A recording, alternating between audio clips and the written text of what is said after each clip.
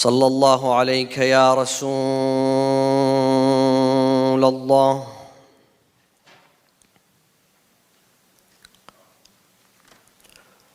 صلى الله وسلم عليك يا سيدي ويا مولاي وابن مولاي يا أبا عبد الله، يا رحمة الله الواسعة، ويا باب نجاة الأمة،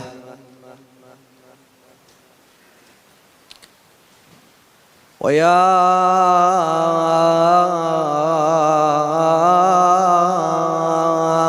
عبرة كل مؤمن ومؤمنة،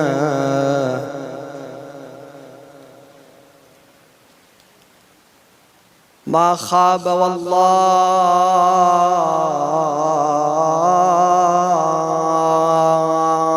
من تمسك بكم، وأمنا من لجأ والتجأ إليكم.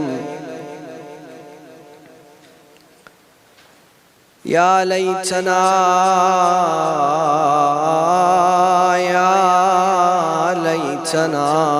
كنا معكم سادتي، فنفوز فوزا عظيما.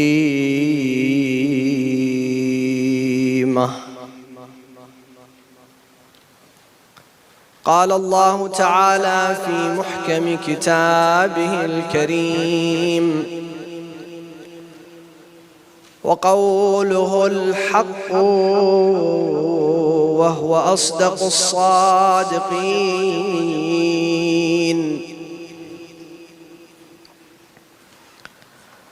أعوذ بالله من الشيطان الرجيم.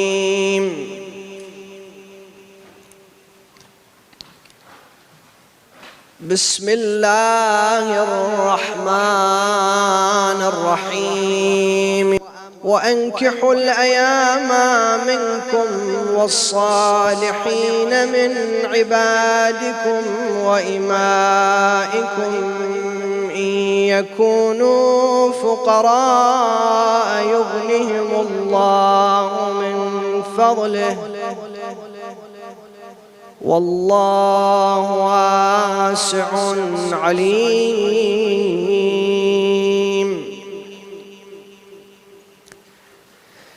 Swing your gathering with a remembrance of Muhammad wa Ali Muhammad.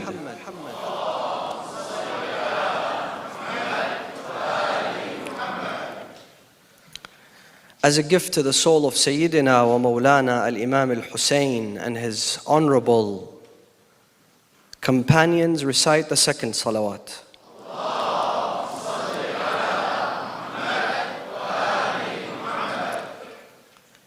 For Allah to shower onto this gathering with His infinite mercy and compassion, and to hasten the reappearance of Sayyidina wa Mawlana Sahib al-Asri wa Zaman, recite the third salawat with the loudest of your voices.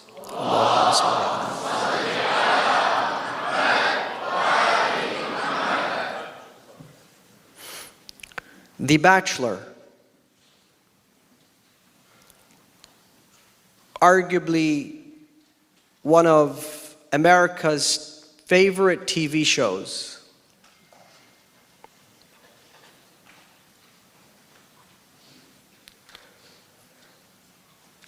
The Bachelor premiered in the year 2002, 20 years ago. with more than 26 seasons. And since its inception, the show's gained more popularity and relevance. For millions of Americans, for millions of people around the world, The Bachelor has become an integral part of their lives. Some shows, a single episode would attract tens of millions of views.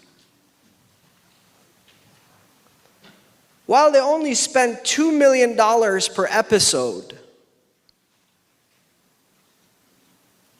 they gained $90 million of advertising revenue. Not only that, now there is something called the Bachelor Nation, where millions of people around the world identify themselves to this show where they want to know the nitty-gritty and the small details in the life of the bachelors. What happened to them? What are they doing now? What are they going to do tomorrow? What car are they driving? Where do they live? How much is their income? People spend their precious days and nights wanting to know the details about the Bachelor's Nation. What's this show all about? This show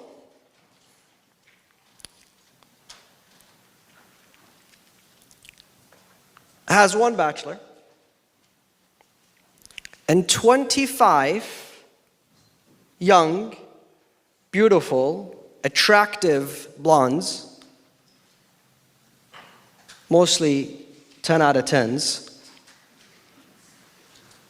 fighting over one dude. And it's a serious fight. It's a battle.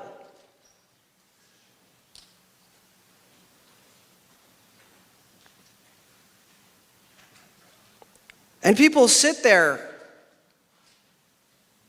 and call it a reality show. It's supposed to reflect the reality of our society. And I tell you, it's far, far, far from reality. Have you seen a 35-year-old single man and how they act in front of women?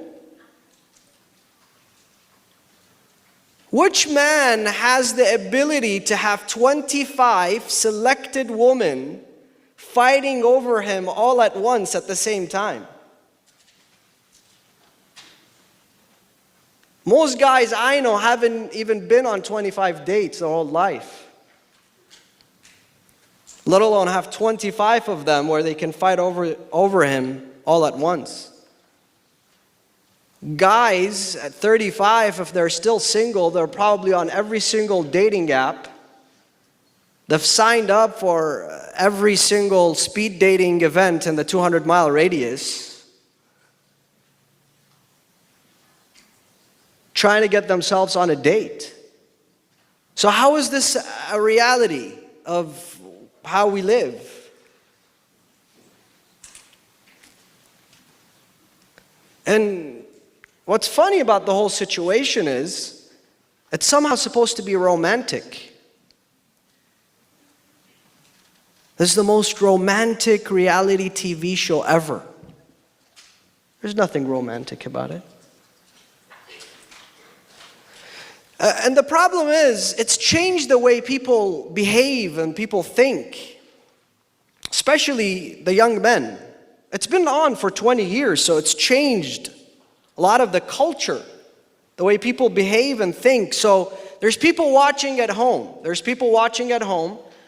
And they start thinking like, he's the bachelor, and now girls have to fight over him.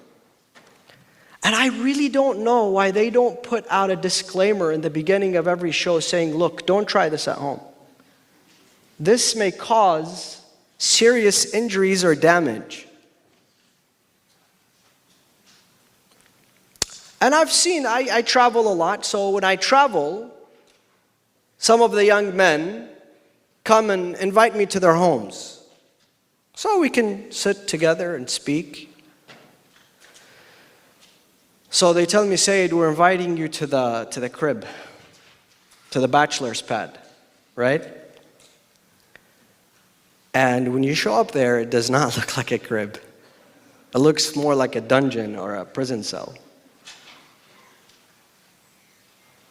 And I ask them, I say, brothers, why aren't you married? You know, you're 30, you're 35, 37. Why aren't you married?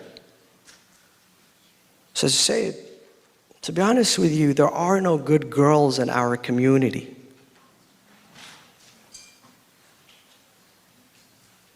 I know what they mean by that, by the way. It's not that I don't know what they mean. And it's not just the boys. It's not just the young men in our community, the bachelors in our community. The sisters as well. They think they're the Bachelorette.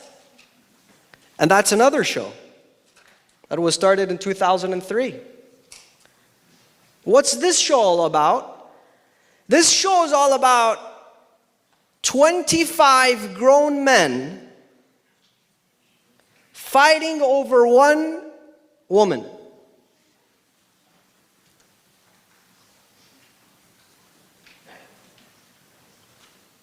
Honestly, this is the most degrading, this is the most shameful TV show that's ever been aired on American television screens.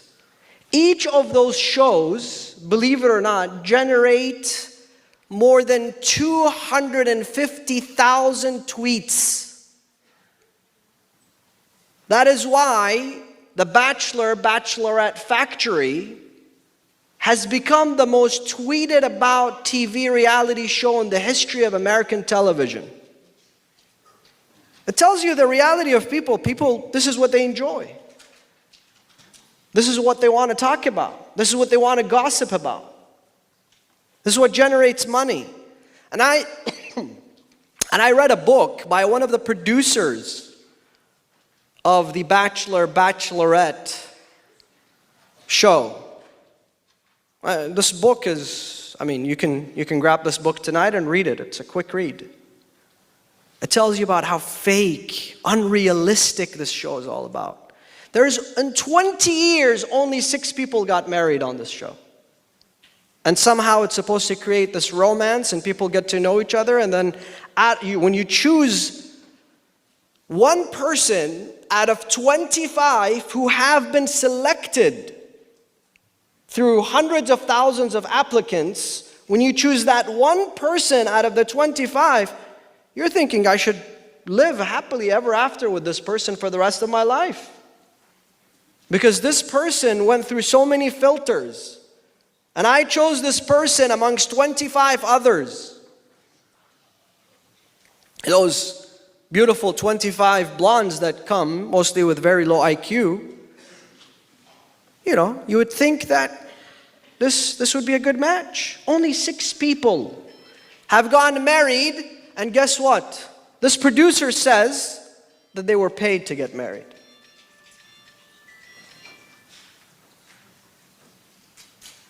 In fact, when they interview those people after they go on a date, they interview them, every single thing that they say on that interview is premeditated. It's scripted. They're told what to say. And we're sitting there behind our television screen saying, wow, this is so romantic, this is so beautiful. So when you ask the sisters as well, they also sometimes, we live in a bubble. Now we live in a bubble that, she thinks she's the Bachelorette as well. So without getting sidetracked, many of the young men in our community believe that the solution is to import.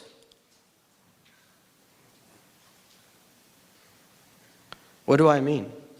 MashaAllah, you're all into business here in this community, so I don't mean importing, goods and services from China or different places. No, I meant something else. And look, today, with the currency so destabilized in our countries back home, devalued in Iran and Iraq and Turkey and Lebanon, and you show up there with dollars, you literally become like the American consulate. You get so many visa applications every single day. And, a lot of people have only seen Disneyland on TV and pictures, so many people want to come and see what America is all about. And somehow this is supposed to ensure a joyful, very happy, enduring marriage. But recent studies indicate that there will definitely be an imminent culture crash. It's unescapable. And for the sisters, I don't want to generalize, by the way. When I speak tonight, I'm trying to add a little humor, but I don't want to also generalize. Some of us are waiting for Mr. Perfect. Mr. Perfect is never going to show up. Unless you have some connections with Imam al-Mahdi, Ajalallahu ta'ala farajah. Mr. Perfect is never going to show up because he doesn't exist. There's no such thing as Mr. Perfect that's going to come and sweep you off your feet. Yeah, when we sit there looking at Instagram and TikTok and Kylie Jenner and what's the guy's name? Scott. What? Huh? Travis Scott. And how they're fighting over their own private jets. Are we going to take my private jet or your private jet? And this is the biggest problem they have.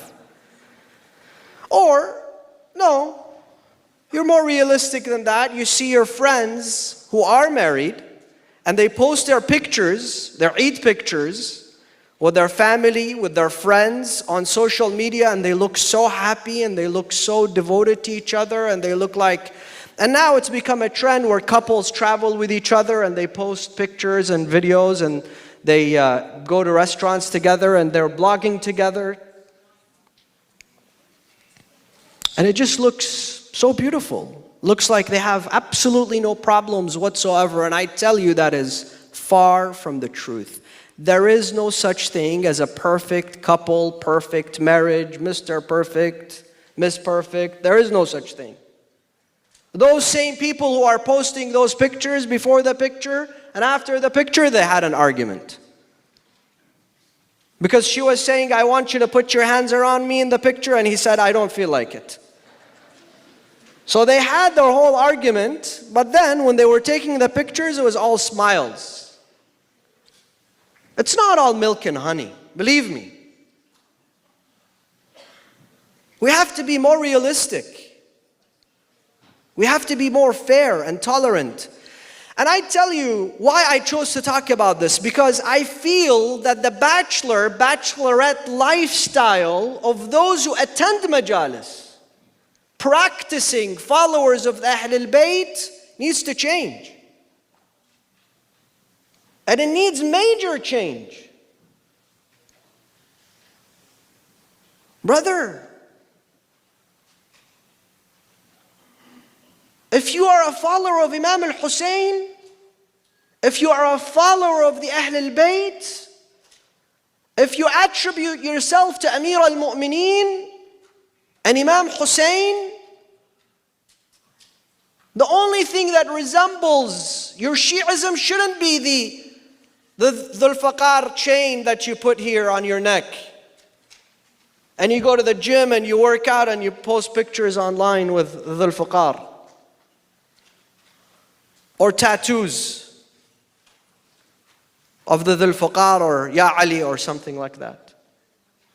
Resemble the Ahl al-Bayt with your akhlaq, with your mannerism, with your honesty, with your integrity, with your generosity, with your kindness, with your compassion.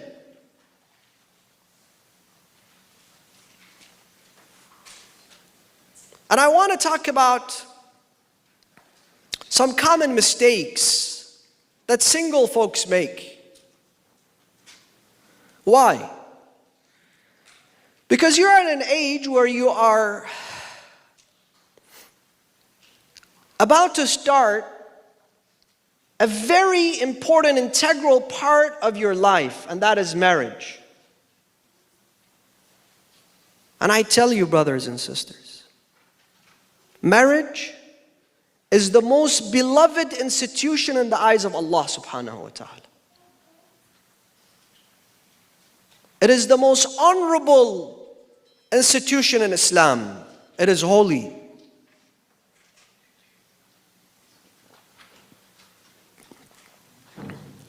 Would you ever consider being unholy in front of the Kaaba? Would you stand in front of the Kaaba and do something that is immoral? Would you commit a sin? Would anybody do anything indecent in front of the Kaaba? Why? Allah says the honor of a mu'min and a mu'minah is more important to me than the Kaaba. Those are my words. This is a hadith Qudsi from Allah subhanahu wa ta'ala. So when you're about to start a family, think of it as greater and most holy and more sacred than the holy Kaaba. And I'm going to talk about this soon, inshallah.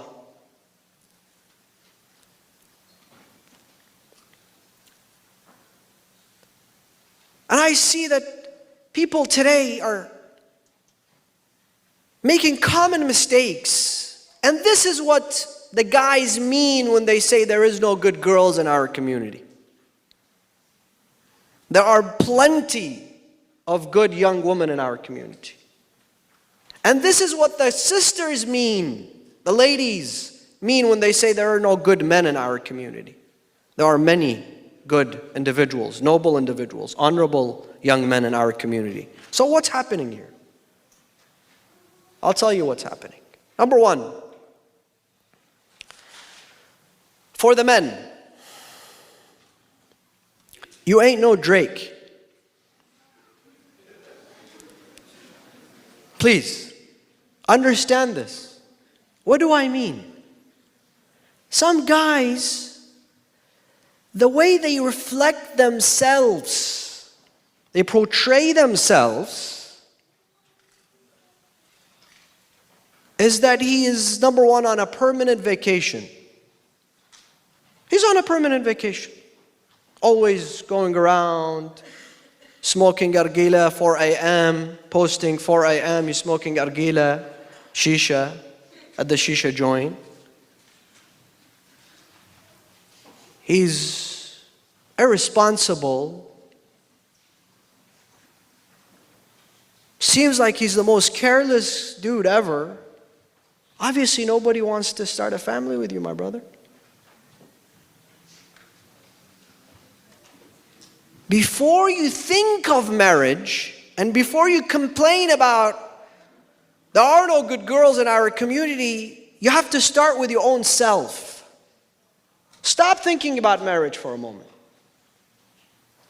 Stop thinking about wanting to find someone. You have to settle down yourself. You have to start acting with responsibility as an adult. Ask yourself, if I was a woman, would I want to marry myself? Would I want to marry, you? And answer yourself. That is something very serious to think about.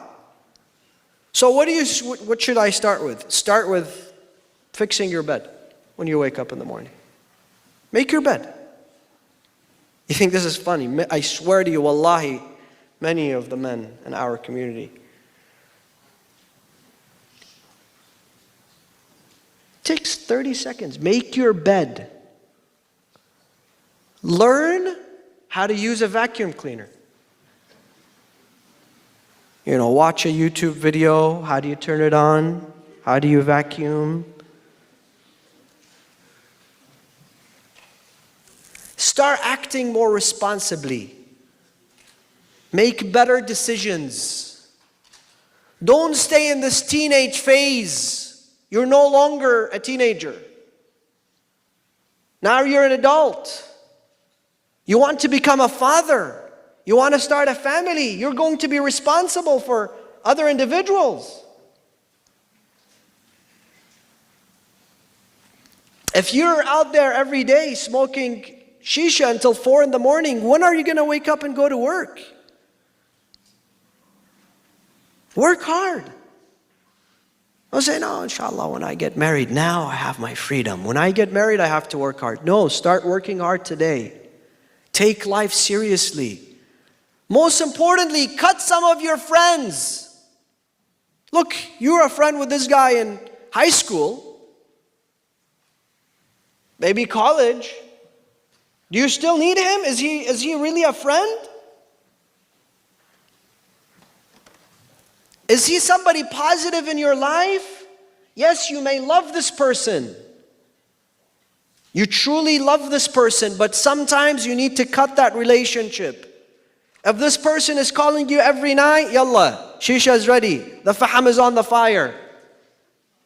Cut this guy out of your life. I'm not saying don't ever smoke shisha, don't ever have fun, don't ever hang out with you, but don't get addicted. And look, some people, let me be honest with you. Some people, they come from money. MashaAllah, his dad, he's very wealthy.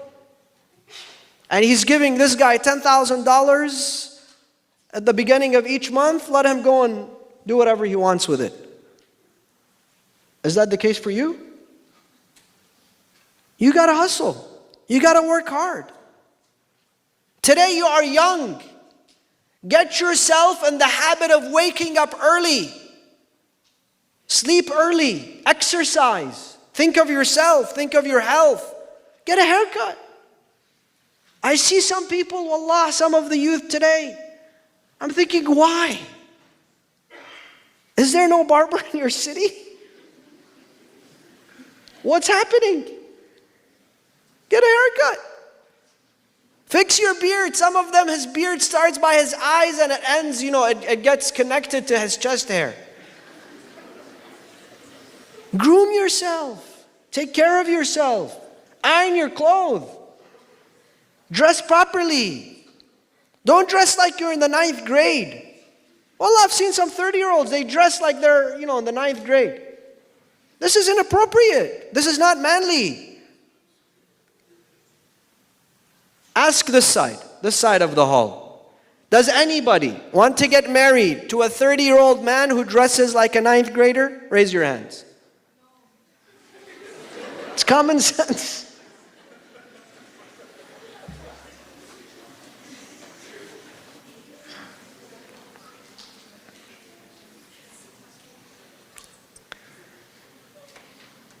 Those are very important things, brothers and sisters. I kid you not, because I see people now in their 30s and they're still single. And look, things have changed. Go read Pew. In the 90s, in the 80s, people were getting married in their 20s. Then it shifted in the 90s to 25s. Now it's shifted to 30s. People like this comfort. I'm going to just be lazy. I don't want to be responsible for anybody or anything. I'm just going to live single for the rest of my life. Yeah, whenever, maybe I'll get married.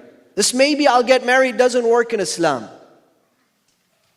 In Islam, the reality of the issue is if you stay single until you're 30, you've piled a lot of sins. Do not fool yourself. Allah subhanahu wa ta'ala, Rasulullah tells us, if you want to purify yourself and face Allah on the day of judgment with purity, with honor, with integrity, with less sin on your backs, get married. That is why when you get married, what happens? من تزوج فقد أحرز نصف دينه. You complete half of your faith by getting married. You protect yourself. You protect your integrity. So the first thing, brothers, before you think of marriage, because I know people who do get married before they change those habits, and he's still sleeping until noontime, and his wife is working. He's still going out until 4 a.m., smoking shisha with his friends. He's still on constant vacation. He still doesn't make his bed. He doesn't feel responsible. That marriage is bound to break. That's why we have skyrocketing divorce rates in our community now. Once you change your habits, you feel good about yourself, then you will attract the right individual, I guarantee you. You don't have to look for them in the wrong places. They will come to you. Allah will send them in your way. Now, sisters, please remain seated during this portion. Keep calm.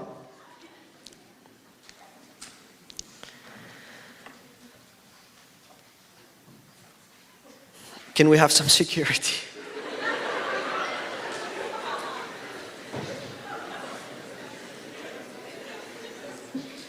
Look, for the sisters, I'll say this. I'll say, unfortunately, the sisters also portray on social media what they really aren't. And that is the truth. And I don't want to generalize. I don't want to say every single one. Some of you also say, I don't even have social media. I'm not talking about you. Okay? I'm referring to what's causing this problem. So now we know, when the sisters say there are no good guys in the community, we know what the problem is. They want somebody responsible. They want somebody who's ready to start a family. Now, what do the guys mean when they say there's no good girls in our community? Look, I know a lot of the sisters, they help their mothers in the kitchen, for example. They cook, they clean. But they never post that on social media. That she's helping her mom in the kitchen, or she attends a majalis in full hijab. She's part of the community. She's volunteering. That never shows up on your feed. But what shows up on their feed? Oh, I'm struggling to get into Louis Vuitton. It's been like 2 hours already. And I'm trying to buy my Louis Vuitton bag. And it's been a hard, terrible day.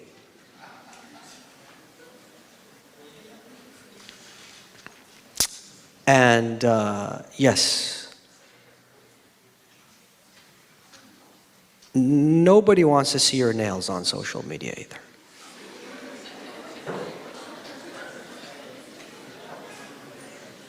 I just got out of the salon, and we all know you have nails. It's normal. Every human being has nails. Men don't want to marry your Louis Vuitton purse nor your nails, believe me. A man who's ready to get married wants to marry you for your akhlaq, for your morality, for your ethics, for your patience, for your community service, for your haya. This is the person you should attract, at least. This is the person that is ready to settle down.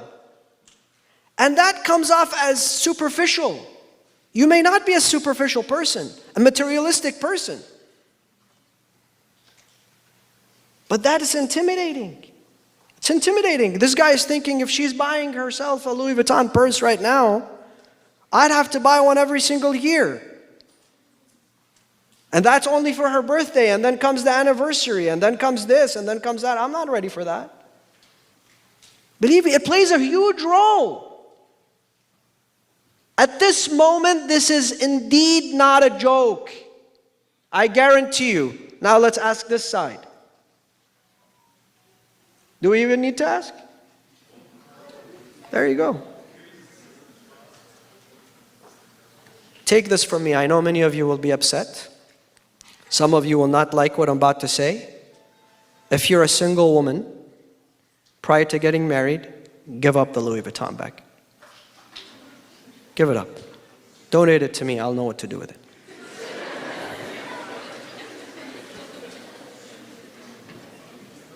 Do not, I know many of the sisters in our community, they have a passion for faith and motherhood and taking care of their families and iman and faith and akhlaq, but that's not what's appearing on your feed. That's not what you're showing others. And that's what guys mean by there are no good girls in our community. Because he's not ready to settle down for somebody who he thinks he can't keep up with. The only way for me to get into her heart is through the Louis Vuitton bag. If I can't afford getting her one, she won't like me, she won't love me. Those are common mistakes that I believe have created a huge roadblock for people in our community to get to know one another. Another issue is, brothers and sisters, it is the community centers themselves, the leadership in our communities. We have many sort of programs now. Ashura, Fatimiyya, Arba'een, Hawza, feeding the homeless, many. But we do not have a proper method for people to get to know one another. Now there are some attempts, but I don't like them. Why? Because the first time this young woman sits across from a young man, they have to talk about marriage. She doesn't even know him. It's very weird for you to sit across from somebody for the very first time. Salamu alaikum, what's your name? My name is Ali. What's your name? My name is Fatima. How many kids do you want to have? It's weird.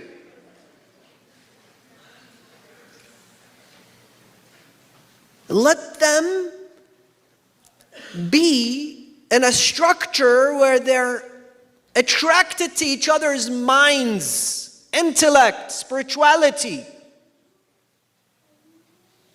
Let them get to know each other first without having to talk about marriage. Without having to talk about things that make things awkward, because maybe she'll talk to him, he'll talk to her, maybe they see each other and such, and they don't want to get to know each other for marriage.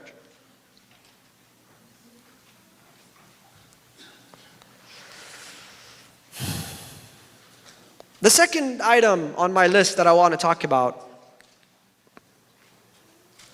is we have to treat this issue as an act of worship.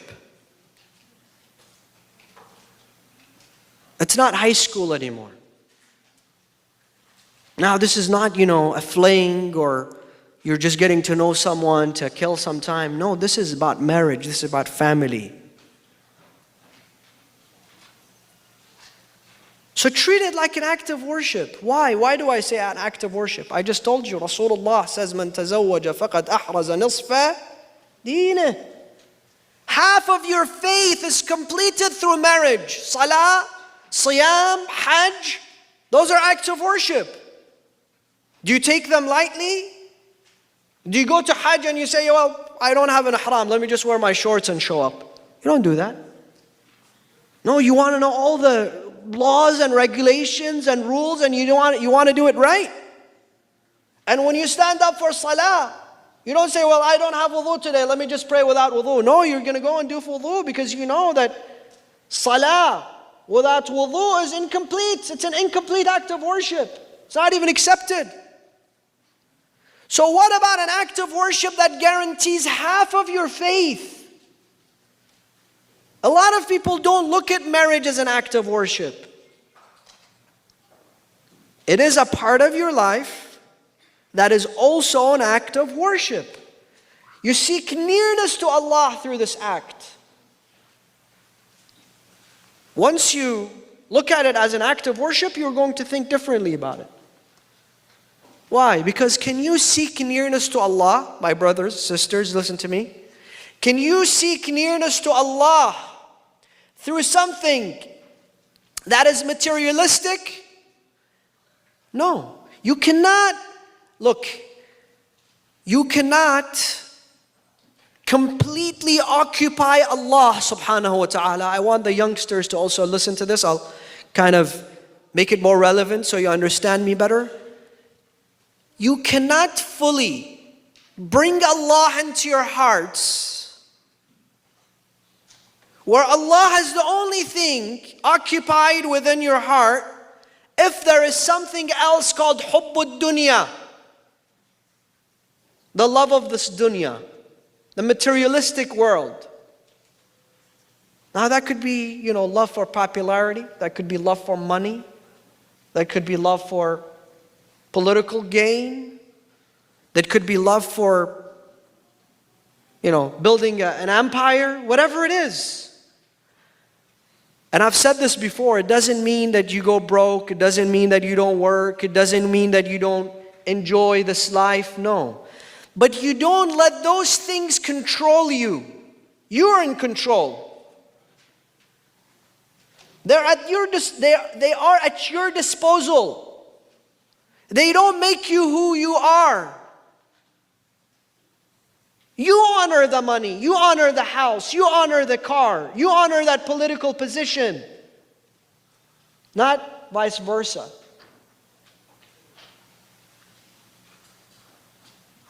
So, when it comes to marriage and this act of worship, don't look at materialistic things because you cannot seek those things and go towards Allah with them. In other words, when you're looking at somebody for marriage, the first thing on your list should not be looks. The first thing on your list shouldn't be looks. Believe me. I know many people who have gotten married only because of looks, and soon enough it's faded away. Soon enough, she's no longer beautiful in his eyes. And vice versa, soon enough, he's no longer beautiful in his eyes. Rasulullah sallallahu alayhi wa alihi wa sallam, sallu alayhi bi'ala aswatikum.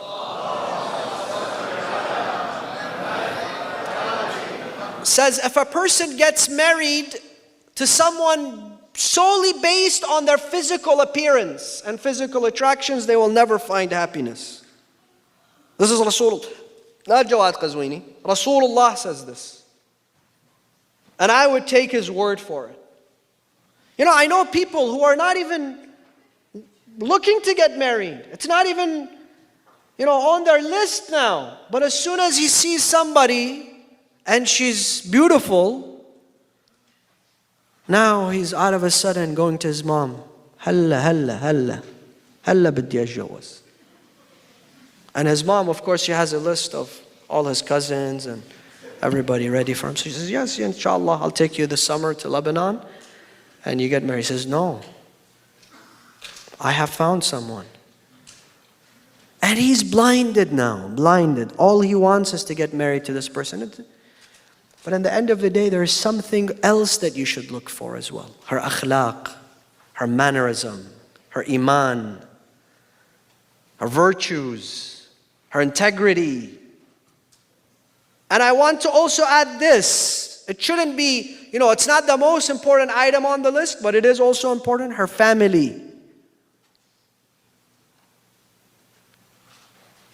And also the same thing applies for the sisters. Don't marry a man just because he's good looking.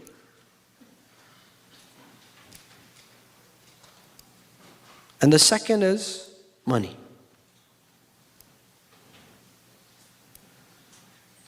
It's embarrassing to say. It's not the nicest thing to say, but it's real, so I'm going to have to say it. I'm not here to please anybody besides Allah subhanahu wa ta'ala. I see some men going after a woman just because her father-in-law is a millionaire. He wants to marry the father-in-law's money.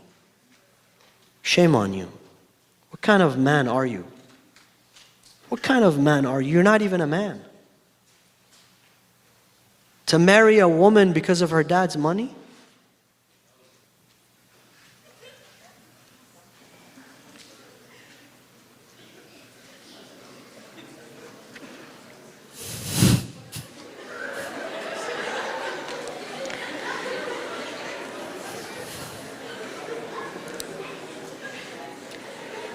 Take this guy's picture and put it somewhere. Show your fathers. And sisters as well. It's nice. It's nice to marry somebody who's stable. It's nice to marry somebody who has a job. It's nice to marry somebody. But don't picture yourself that there's this guy, he's making 250,000, 500,000, 1 million a year. Now at the moment he's driving a Porsche 911. It's convertible, and you picture him, he's sitting in a minivan with 2 cute car seats in the back, and he's driving and taking you on a road trip. The truth is that's probably never going to happen. And after you marry this man who's very wealthy, who's rich, who's doing very well for himself, he's probably working at least 15 hours a day, 14 hours a day. He's probably working 7 days a week. Are you ready for that?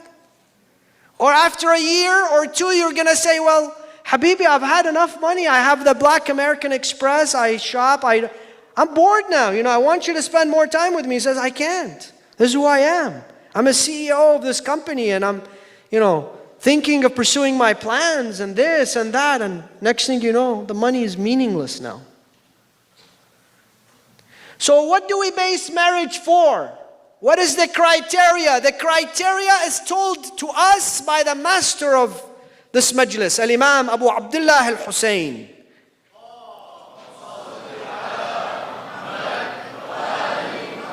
He says, marry someone that has faith and akhlaq. Iman and akhlaq. Those should be the number 1 and 2 on your list. And then other things should be there as well. I'm not, undermining the value of whatever else creates compatibility and understanding in marriage. But if there is everything, there is money, there is looks, there is wealth, but there is no akhlaq, he gets an F. If this woman, this young woman, every single box is checked, except Iman or akhlaq, she also fails. Do not make this mistake. Also, before I conclude, I want to say this. While in the process, while you're a bachelor and bachelorette, getting to know another person, making, the necessary steps for the big decision in your life, please take this very seriously. Now we're no longer joking. Be honorable. Be honorable. I have seen time and over again now. Just last week, somebody introduced me to a young woman who was contemplating suicide. We had to save her from taking her own life. Why? Because she trusted a man. And when she told him, I will not marry you, I don't want to marry you. This is not I'm not forced to marry you. What did he do? He sent indecent pictures of her to her father. Be honorable. How can you call yourself a human? I'm not even saying the follower of Imam al-Hussein. A follower of Imam al-Hussein those thoughts wouldn't even cross his mind, let alone he would do them. Be honorable. The same thing goes for the sisters. If you were to get to know someone and it didn't work out, be honorable. Do not go after his family, his reputation, his name, his career. Look at social media today. People have no breaks on social media. They're talking about things that are extremely private, destroying people's lives. The next thing you know, this person will take their life, and you're responsible. Allah on the Day of Judgment will hold you responsible for ruining someone's reputation, for wrecking their homes. This young woman, her father had a heart attack.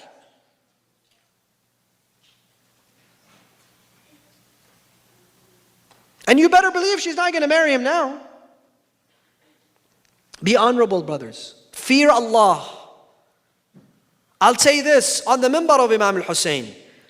Maybe if you skip your salah once here and there, Allah subhanahu wa ta'ala, it's not halal, it's not okay. I'm not telling you it's okay. But Allah subhanahu wa ta'ala will forgive you, and there is something called, what? Qadha. You do qadha. You stand up, you say, oh Allah, I was stupid, I didn't pray, now I'm going to pray. Allahu Akbar, qadha. Allah will forgive you. Siyam, qadha, Hajj. You had to go to Hajj. This year you couldn't go, you go next year. But if you wreck someone's home, there is no qadha. There is no making up for that. If you go after someone's reputation, and many of the times we don't even know if this is true or not. When a rumor is spread, people will start spreading it like wildfire as if it's a fact. As if they've seen it with their own eyes and they've heard it with their own ears. Rasulullah tells someone who is spreading a rumor, he says, think about what you're saying. He says, Ya Rasulullah, no, He took him out, he says, look at the sun. Does the sun exist? He says, yes, I saw it with my own eyes. He says, if you see something like this, then you can be a witness. If you're not as sure as what you're seeing now, don't speak of it. And even sometimes you see something, you hear something, and you know it's true. You saw it with your own eyes, you heard it with your own. Why are you going and spreading those rumors? Why are you going after people's reputation and people's lives? This is why many people remain single in our community. Because somebody somehow said something, they didn't they didn't go on with the marriage, things didn't work out. Now those two families, their life plan is to destroy this young woman and this young man. Let it go. Move on with your life. She said no to your son, khalas. Move on with your life. Don't go after her reputation. Wallah, she's 35 years old, she's not married, I wonder why. You don't need to wonder why. It's none of your business. Or this guy, yeah, we heard this or that about him. Don't do that to anybody. And if, none of you do that inshallah, but if, and for those who are listening to me elsewhere, if you hear such things, don't let it be music to your ears. Don't sit there and enjoy gossip. Because one day the same thing will happen to you. If you're sitting with somebody that gossips, it's just a matter of time until the bucket stops with your name. Stop them right there and then. Say, look, I'm not here for that. I don't need to listen to this. No, it's true. I don't care if it's true or not. It's none of my business. I have to fix myself. I have to fix my own problems. I'm a fallible person full of flaws. Why do I need to hear about other people's problems and their mistakes? And if you really care about this person, you genuinely care, you wouldn't talk about it in public. Because this is the new trend now. People talking about things on social media in an extremely aggressive way, and they say, just because we care about this person. Really? If you care about this person, you would find him, you would find her, you would call them, you would ask them, you would advise them. You wouldn't tarnish their reputation all over the internet or within the community. And sometimes you find people today, they're suffering. They're suffering. She's 30, she's 40 years old. Just because someone spread rumors about her, somebody spread lies about her, she's no longer married. And it's not fair. And if there is one thing that we ought to learn from the majalis of Imam al-Hussein is humanity, integrity, morality, ethics, akhlaq. Imam al-Hussein was not willing to compromise his principles of akhlaq even on the last moment of his life. Imam Zainul Abidin, this is your Imam. This is your Imam. You attribute yourself to Zainul Abidin. What does your Imam say? He says, if the killer of my father entrusted me with the dagger in which he cut my father's throat with, I would return his amanah to him. This is the integrity of Ahl al-Bayt. This is the akhlaq of Ahl al-Bayt. This is the morality of Ahl al-Bayt. And this should be the outcome. This is how we graduate from Ashura, brothers and sisters. We don't graduate just with tears for Imam al-Hussein or wearing black for Imam al-Hussein or dropping a donation in the donation box. We graduate with akhlaq, with morality, with ethics, with iman, with taqwa. And I tell you this in conclusion, my concluding statement is, if you're looking for someone, make sure they bear the love of Muhammadin wa Ali Muhammad.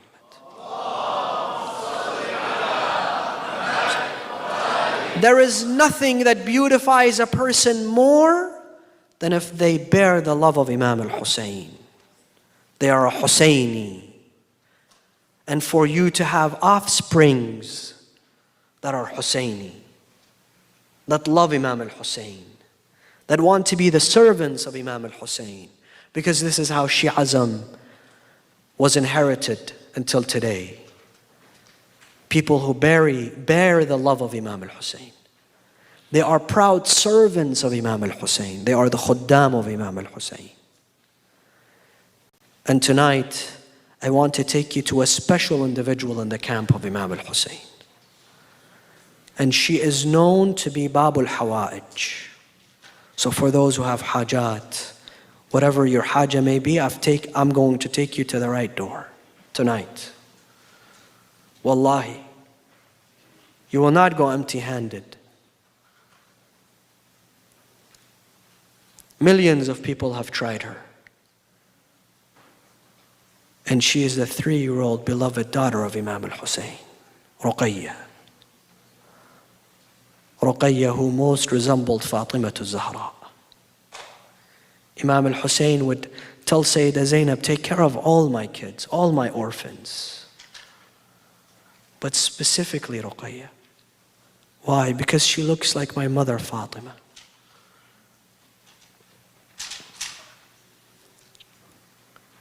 And Imam al-Hussein came with his family. He arrived to Karbala. He camped there. And every day he would go and spend time with his children. And they felt what was happening. They felt what was coming. Some of them would ask him, oh Father, why are you treating us like we're orphans? When are you going to take us back to the city of our grandfather Rasulullah? When will we go back to Medina? What are we doing here? And soon enough, brothers, sisters, 25,000 men came and stood in front of your Imam, Imam al-Hussein. And Imam al-Hussein started telling his family and children, preparing them for the aza, preparing them to be taken as captives, preparing them to become orphans. But to this little girl, she was inseparable from her father. She was so close to him. So on the 10th of Muharram, Imam al-Hussein came and he stood in front of the tents and he called out, Al-Wida', Al-Wida', Ahl Bayti, Al-Wida'. هلموا إلي يا رباب ويا سكينة ويا أم كلثوم ويا رقية الوداع الوداع قد قرب منكم الافتجار. They all came except Ruqayya. Ruqayya wasn't there. So Imam al-Hussein said, where's Ruqayya? They said, Ruqayya is not coming. She cannot say goodbye to you. So he went, he held her, he hugged her. They cried and Imam al-Hussein left. They took those children as captives. They took those children as captives. I want to tell you one line. Until they reached Damascus, Allahu Akbar. On the way, what they saw, what they heard, what happened to them, you all know. When they reached Damascus, after this long journey, this girl woke up in the middle of the night. She said, Amma Zaynab, Ayna Abi al-Husayn.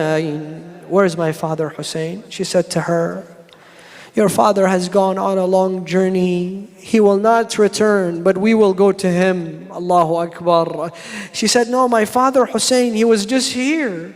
I was playing with him and I was telling him, oh father, you should have seen what they've done to us throughout this journey. You should come and see the scars on the face and the back of my aunt Zainab. You should see how they were treating us. I showed my father my ears, and how they took off the earring from my ears. Where's my father Hussein? Ayna Abi al-Husayn? Her cries reached the palace of Yazid, this drunken man, this mal'oon. What did he do with the granddaughter of Rasulullah? Ya sahib al-zaman, anta al-mu'azza. We tell him, oh, our 12th Imam, we apologize. We apologize that you have to hear such tragedies and calamities that befell onto your household. But imagine what happened to the heart of Imam al-Hussein. We tell him tonight, Sayyidana wa Mawlana, Ya Aba Abdullah, we ask you in the name of your 3-year-old Ruqayya to take a glance at this majlis. Many of us have sins, many of us have hajat, many of us have come to you not for anything besides love that we bear for you in our hearts. All of us together. Ya Sayyidana wa Mawlana, inna tawajjahna.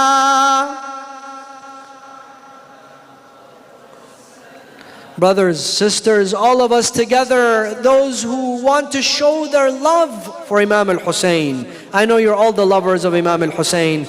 Ya Sayyidana wa Mawlana, inna tawajjahna وتوسلنا بك إلى الله وقدمناك بين يدي حاجاتنا يا وجيها عند الله. I don't hear the brothers and sisters upstairs in the second floor in the back. All of us together. Ya wajihan 'inda Allah.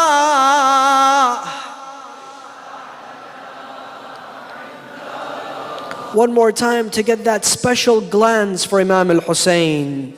From Sahib al-Asri wal-Zaman, for he is the master of all those aza. Ya wajihan 'inda Allah.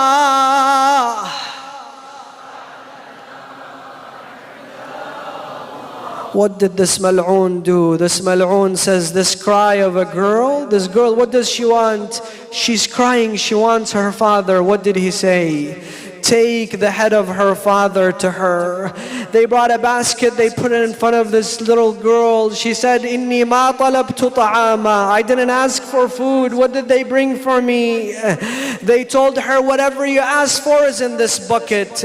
She came and she removed the cloth from the top of the bucket. She couldn't believe what she saw with her eyes. It was the head of her father, Abu Abdullah al-Hussein. But he looked so pale, he looked so different. His face was full of dust, his beard was full of blood. She took the head, she grabbed it, she held it, she said, Ya Abatah, man alladhi hazza ar-ra's al-sharif, man alladhi aytamani ala صغر سني. Allahu Akbar. We say to him, Ya Aba Abdullah, we are your servants and the servants of your family and the servants of your companions and the servants of your servants, and we are here only and only out of love for you, Ya Aba Abdullah. لبيك يا حسين لبيك يا حسين لبيك يا حسين. Brothers, all of you, especially the young men, the soldiers of Hussein, لبيك يا حسين. MashaAllah, MashaAllah. Now let's beat our chest a little bit as well. لبيك يا حسين لبيك يا حسين لبيك يا حسين. One more time. لبيك يا